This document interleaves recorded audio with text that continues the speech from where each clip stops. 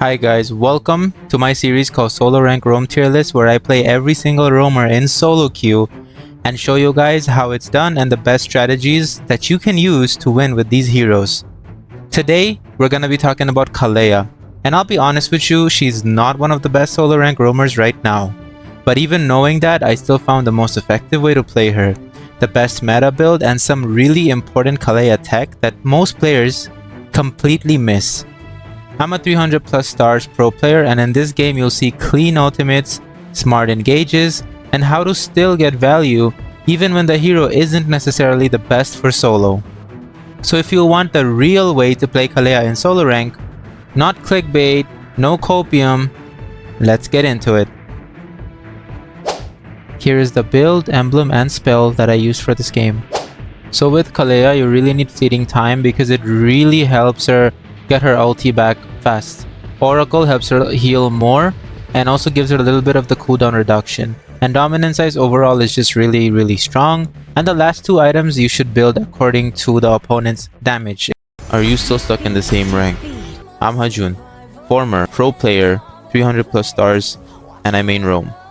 In Season 21, I hit Global number 3 Jawhead, Global number 15 Matilda, and Global Popol and Koopa, all with over 80% win rate. And I'm working with Dez, a 1000 stars ex-Global number 1 Lancelot, also from the pro scene. We teach macro, rotations, shot calling, pressure timing, and mindset. The things that actually win games, not just random tips. We charge $30 for 1 hour, $50 for 2 hours. Coaching details are in the description if you're interested. And if you buy diamonds, don't overpay, because if you're buying from in-game, you are overpaying. Use my loot bar link in the description to get them up to 20% cheaper. You must use my link to get the discount. If you're serious about climbing, get our coaching.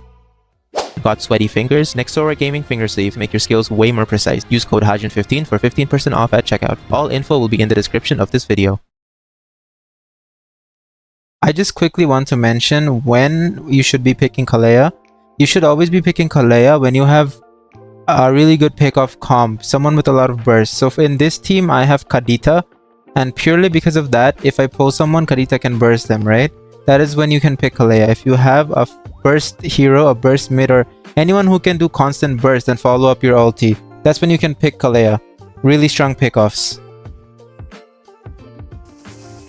Alright guys, so at the beginning of the game, usually what I like to do is ideally you always want to, in solo rank at least, don't do this in 5-man, you always want to check the EXP side buff just for some additional XP and just to get an idea of where the opponents started. So we're gonna do that right away. I'm just gonna quickly go. And another thing I want to mention is that you always want to prio Kalea's second skill first because it is kind of like a dash, and you can also use it as a CC ability. Her first skill on its own doesn't really do as much as her second skill can, so it's better to up this. And another thing that I also kind of realized, I don't think I did it this game, but you should always be leveling up your skill 2 first because it reduces the cooldown as well. Yeah, I mean, other than ulti, whenever your ulti is up, you should always level it up first, obviously. But when it's between these two skills, when it's between this one and this one, you're gonna prioritize this one. Okay. Alright guys, as you can see right here, I spotted Alucard and I also spotted Chang'e. So pretty much I got a little bit of XP just from that. And now I'm just gonna head back to mid lane and get the minions.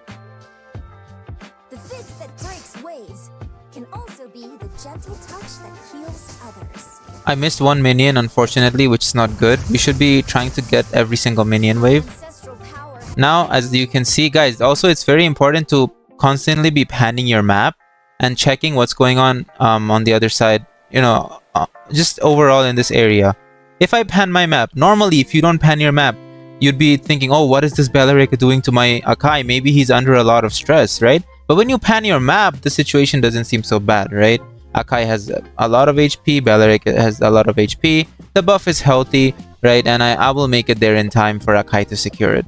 Right, so when you pan your map, it really helps you understand the situation and assess the situation a lot better. And I mean, like, you guys can't clearly see it here, but I'll try to like show it to you guys later how you should hold your phone. So as you can see right here, I'm trying to focus on Belleric and try to poke him down a little bit. Of course, we can't really kill him here. We don't have the skills to. Kadita isn't really super strong in the early. right? So we can't really finish and kill him off. Anyways, made sure my Akai is able to secure his red. I'm still sticking around just in case, to make sure that my Clint gets this crap. That's the reason why I stayed around here. I want him to secure this. Okay, if he can secure this, he'll be a little bit ahead in gold. Alright? And another thing is, since I'm already here, it's better for me to stay here rather than try to go to mid lane and get the minion waves. I can just get the minion waves from the bottom lane. It's the same.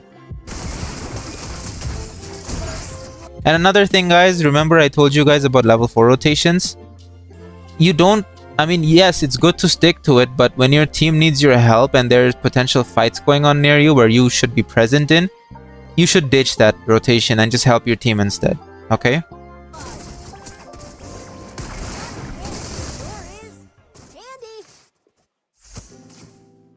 Actually, see, I head back here to secure this cannon minion. And then I decide to go back to mid. Right here. I walk back to mid, making sure to not get hit by any of their skill shots, and then clearing the minions as well. Another thing you guys should be doing is you should try to keep Kalea's passive always active. So, you know, when your first skill is on the ground, right? Or when you second skill, you spawn a water circle in the ground. When you use your first skill in that water circle, you get an enhanced basic attack. And you can proc this, you get a little circle around you indicating that you have your passive. So you can just literally punch the air, right? And it'll spawn another water circle, and then you can just use your first skill on top of that water circle to keep your passive up. And you can keep it up at all times during that, but this game, I was just so lazy, you know, to do it. But yeah, guys, if you want to, you can. I just feel like it's too much, you know. I would do it in a 5-man game though, but here, it's just too much work. I'm too lazy. But yes, ideally you should. That is the best way to play.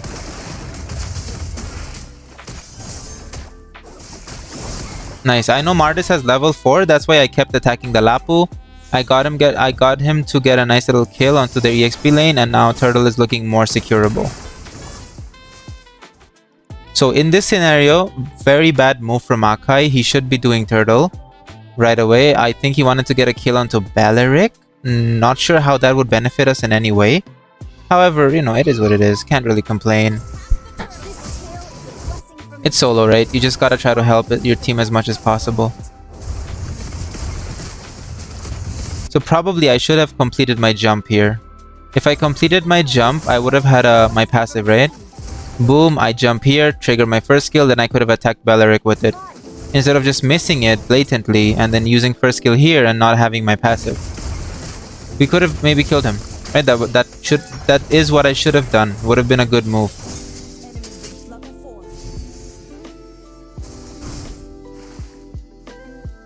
Okay, I meant to dash on Alucard, but it just happened. It was a mistake. I dashed the other way. I meant to stun the Alucard.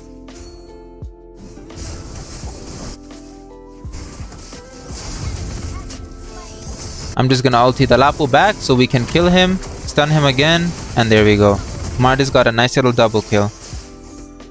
Usually, guys, with Kalea's ult, you can use it to engage. It's a little bit more difficult to do in solo rank. The best thing to do is just to peel with it. So if opponents have a really like mobile jungler, like let's say Joy, Hayabusa, Lancelot, right?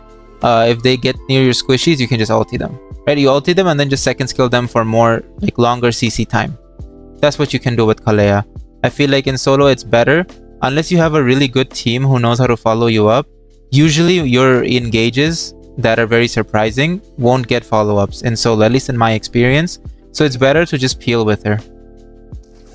Peel means to protect, pretty much. So when I say peel someone, let's say peel my Kadita, it means I'm trying to protect her. And when someone gets near her, I'm going to attack them or stun them. Now we secure Turtle, and I can see... where do I go now? Pretty sure I go and just help Clint. Yeah, it's better to just go gold lane and help your gold laner now. Okay, anyways. Just standing in this bush, Obsidia really isn't within my range over there, and I don't have ulti, so I don't go for her. I'm waiting for her to come a little bit closer. Okay, I think I ulti Alucard, yep, like this. Okay, guys, this is also important. Look what I did over here. I second skilled, and then before she slams someone back in the ground, I actually used flicker. See, I brought him under the tower, and then I flickered him in the air, and right even before landing, you can actually like use your flicker and teleport like flicker this way to go even more inside the tower, so Alucard doesn't get the chance to escape. Okay, so this is, you can use your second skill like this. It's pretty useful. So he's deeper into the tower now. Maybe I think he would have just died. I don't think I even needed to flicker, but I wanted to make sure. Okay, and when I was talking about like the grip, how to grab your phone, I think it should be like this. Your middle finger is gonna be here, your index finger is gonna be panning the map, and your thumbs are gonna be using the skill. If you do this, you can actually use your skills and pan the map at the same time, which is really good. Alright, and usually what I like to do is I like to have my middle finger behind on this side. I don't use this finger at all because I'm panning my map using my index finger, right? My right index. So I like to like support my phone on this hand usually. That's why it's a bit tilted. I support the phone itself on this hand because it's pretty heavy. It's iPhone 14 Pro Max. It's pretty exhausting to hold on to it, right, for so long. So I like put all the weight of it in this hand, and this hand is kind of like just like touching the phone and using my skills. I mean, that's for me the best grip, but I think you guys try to figure out. My hands are pretty big, so I can't really grab onto it fully. You know, I can't get a strong hold, right? Because my fingers have to be like super bent to use the skills. It's not good for me. But yeah, try it out. Try to have your middle finger here like to balance the phone, and then use your index finger. Your index finger should always be loose. You know, I'm hovering over the phone, and when you need to pan your map, you can pan your map. But yeah, it's gonna be a bit difficult to get used to, but I highly urge all of you guys, if you're watching, to get used to this grip. Okay, I highly urge you to do so. Your gameplay with it will improve significantly, and I will say you're gonna struggle with this grip for like a week, and then you're gonna get used to it. This tale is a blessing from the sea, a spot and a gift from the land. Wave breaker! I was looking for a potential jump on Obsidia, and maybe Clint does a huge burst of damage, but nothing really happened. I don't think anything really takes place here. I don't really have ult. Okay, it does, because Akai is there, right? I'm potentially like looking at Akai, but then I don't have ult, so I'm a bit hesitant to kind of go in. It's not a good time, but maybe if Akai is able to like ulti or get someone, it might be possible. Okay, I feel like Akai should have ulted here and just pinned Alucard. But it actually, never mind. He shouldn't have. We killed him anyways. It was a good decision from Akai. What am I doing? It was a good decision from him to not ult. Now this was a bad ult. I'm not sure why you're pinning Beleric. But while he's pinning Beleric, I actually decide to go for the Obsidia and pull her to this side. I think even though I die, my team gets her. Yeah, which is really worth it. Yeah, so that's overall worth it. And then 4 people for my death. Yeah, 4 people for my death. It's so worth it, and all of my teammates lived. So yeah, getting the Obsidia over to the other side of the wall really helped. Alright, anyways, we're just gonna skip. Because I was just running back. Okay, now I see that Clint is a little bit in trouble, and Turtle is also up. I was a bit indecisive. I thought that, okay, let me just go Turtle since they're taking it, but then I saw Clint in danger. So then I started heading to bottom lane as well, and since my Kadita is going there, and she also has her ultimate, we can make a play.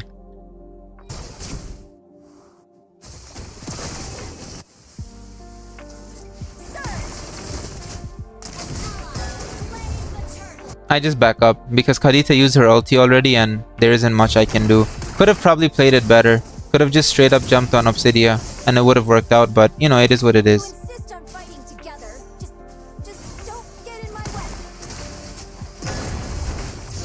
Pull Obsidia and she dies, right? You guys can also pair up her second skill with flicker like that, right? Where you jump when you're jumping on the wall, like over here. And another thing, guys, you don't always have to use her second skill on a wall. You can also use it in a water circle. If you use it in a water circle, she will jump up in the air anyways, kind of like doing it in a wall. And then before you land, like I aimed it here, right? But then I was pretty sure Obsidia could dash away, which she did. And then I flickered over closer to her, and then I ulted her, and then she kind of got caught and just died.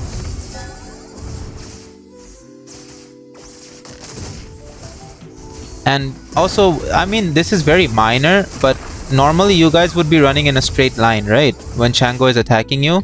Now I know her first skill is coming, so I slightly start running this way to kind of just dodge it. Okay? Look. Slightly this way, because I know that she's gonna probably aim it straight.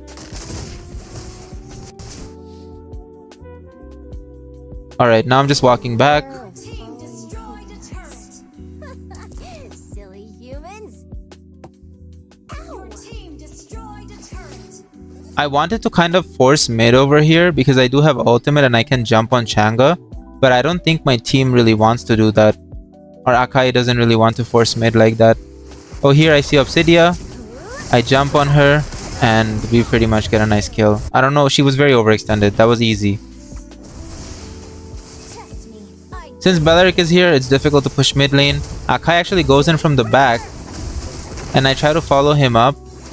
But, you know, it doesn't work out because Changa gets out of the lock. She actually flickers out, so that's good. We baited her flicker. Now this team fight is really hairy and I know that I can't really go through from the tower. It's so risky. So I decided to go in from the other side. Actually, I think it would have been a good call to just go from here. Yeah, Mardis is fighting that. Yeah, I could have just gone through the towers to help him. But I was a little scared of Beleric's ultimate, you know? I would get pulled into the tower and potentially die. So I decided, hang on, I need this to go away. So instead of going like this way, because Beleric was here, he could have ulted me and I would have died under the tower. I decided to go all the way around. It's a bit weird, but I don't know, guys. I feel like I could have gone straight. If I could have tried to dodge Beleric, honestly. I would have been in that fight a bit sooner. I think that would have been something better I could have done. But you know, it is what it is.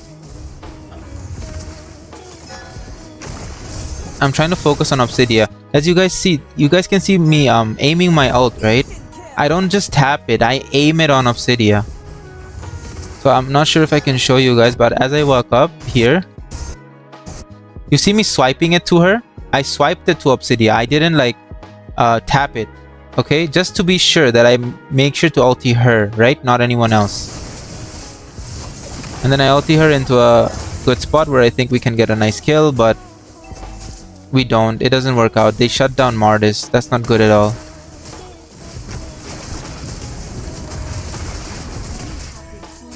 I don't know why I kept going for that. That was a bad decision. Oh, worked out. Obsidia died for it.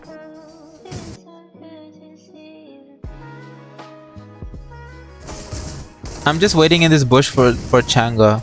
Never mind, I know Changa left.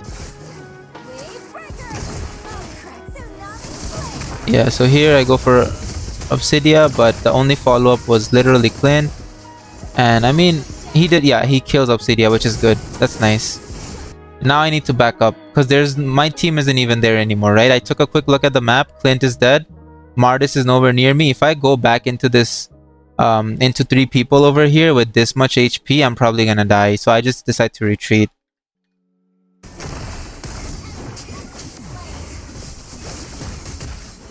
I try to survive Alucard for as long as I can. And I do. See guys, like Kalea's passive is pretty strong, honestly. You can heal yourself up so much because of it. This is why I recommend you get Oracle second item right after fleeting time, just for that sustain and heal.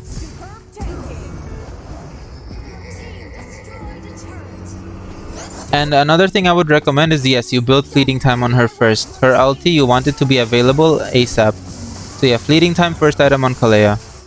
Arguing is so pointless. I just let my skill do the talking.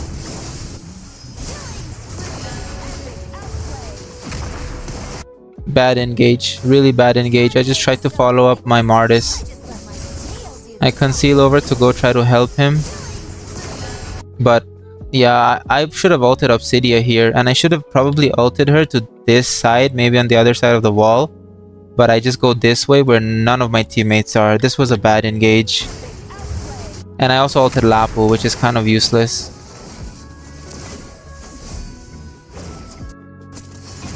Not good.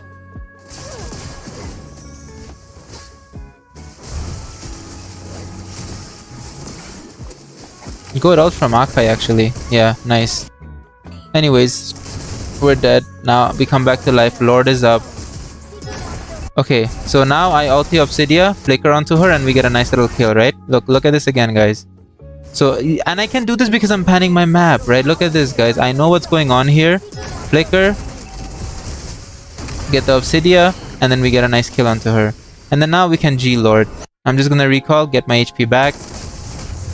My team doesn't want to do Lord for some reason, but we should have done it there. Alucard is dead. I just decided to like CC the Lapu in this scenario because I feel like I had to ulti someone here. The Lapu and the Belleric were so separated and they were inside of our team, right? Our entire team is literally here and they're just in. So rather than like ulting, who should I ult? It obviously should be Lapu because Lapu has more mobility compared to Belleric. And also my Clint can dodge the Belleric a lot easier than he can dodge Lapu. So it's better for me to try to CC him and take him out. See, just like this. And then focus the Lapu, give my team some heals. And yeah, just like that. We got a nice little double kill onto them. We should really be doing Lord right now. And we should not be looking to fight at all. I grab onto Obsidia with my second skill. Nice, we get a nice kill on her. And then I ulti Alucard. Right? See guys, this is why fleeting time is so good on her. The cooldown is so fast, right? You can keep spamming it. And once again, I ultied Alucard, CC'd him. We all know Alucard is weak to CC. I wanted to knock up Chango to cancel her ult, but it's not worth it. I would have died for it. And really cancelling her ult wouldn't really do much over here.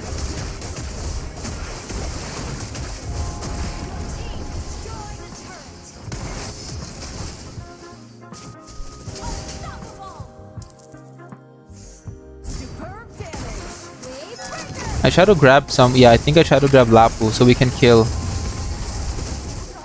Yeah, nice. And then I think my team just focuses the base and it's pretty much over. Not sure if it's over or not. Yeah. Clint is really fed, guys. I just sacrificed myself to make sure Lapu dies because Lapu has really good wave clear, right? And they can defend if they have a front line like Lapu. Holy. Yo. Okay. Sorry. I think my team just ends. I think my team just ends over here. Sorry, guys. I got a little distracted.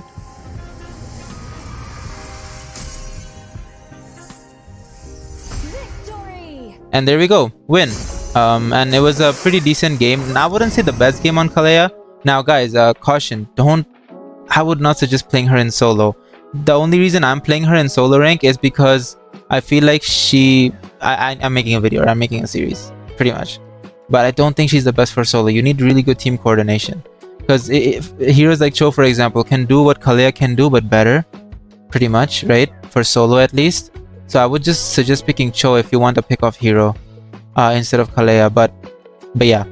Also follow my tier list. My tier list will give you a good idea on what you should be picking and what not to pick. But yeah, guys. Pretty much this is it. Our Clint is right here. He got the MVP. Sorry, my hand cam is blocking it.